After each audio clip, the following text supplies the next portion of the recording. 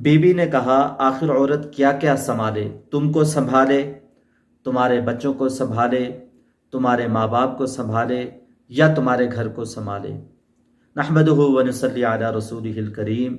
बेदीन औरत की ज़ुबान वो तलवार है जो कभी जंग आलूद नहीं होती। बदजुबान बीवी अपने शोहर को कब्र तक पहुँचाने के लिए घोड़े की डाक का काम करती है। जिसकी औरत, जिसकी बीवी बदजुबान होगी, उसको ज़िंदगी में कभी सुकून नहीं मिल सकता। घर राब्ते से चलता है, ज़ाब्ते से नहीं चलता।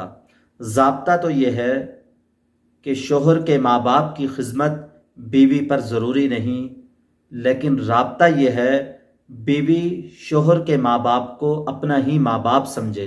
बीवी ने शोहर से कहा, आखिर औरत क्या क्या संभाले? तुमको संभाले, तुम्हारे बच्चों को संभाले, तुम्हारे माँ बाप को संभाले, या तुम्हारे घर को संभाले।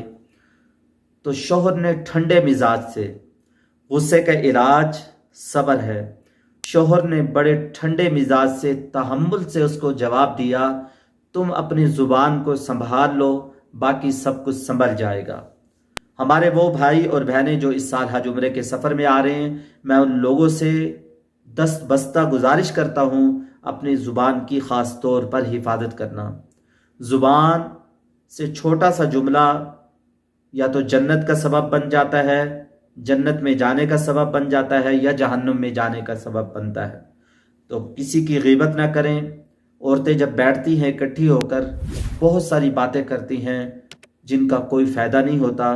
कल क़यामत के दिन इसके बारे में पूछा जाएगा। तो हम लोग किसी की गीबत ना करें।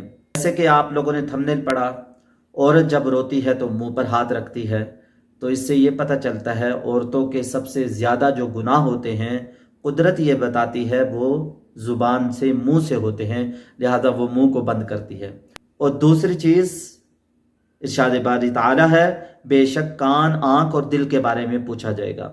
लिहाजा मैं मर्द हजरात से अर्ज करता हूँ, हज के पूरे सफ़र के अंदर आप लोगों ने ख़ास तौर पर आँखों की हिफाजत करनी है, क्योंकि आँखों की वजह से इंसान के दिल के अंदर गुनाह पैदा होते हैं।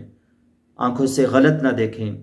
हज के सफ़र के अंदर जहाज़ में हों, फ़्लाइट में हों, एयरपोर्ट पर हों, हरम शरीफ में हों, मिना में हों, मुज़दलिफ़ा में हों, जहाँ भी हों, आप लोग अपनी निगाहों की ख़ास तौर पर हिफाजत करें। हदीस क़ुदसी अल्लाह के नबी सल्लल्लाहु अलैहि वसल्लम ने इरशाद फरमाया, जिस शख्स का दिल ये चाहता है मैं किसी को देखूं वो रुक जाए, अल्लाह उसको ईमान की हलावत नसीब फरमाएगा, जिससे उसे कुरान पढ़ने में, नमाज पढ़ने में, ज़िक्र करने में, इबादत करने में लुत्फ़ आएगा। ऐसा लुत्फ़ उसको कभी महसूस पहले नहीं हुआ होगा। तो लिहाजा अगर आप लोग ये लुत्फ़ महसूस करना चाहते हैं तो अपनी निगाहों की ख़ास तौर पर हिफाजत करें। अल्लाह के नबी सल्लल्लाहु अलैहि वसल्लम सहाबा को बाकायदा नज़रों की हिफाजत के बारे में तालीम दिया करते थे।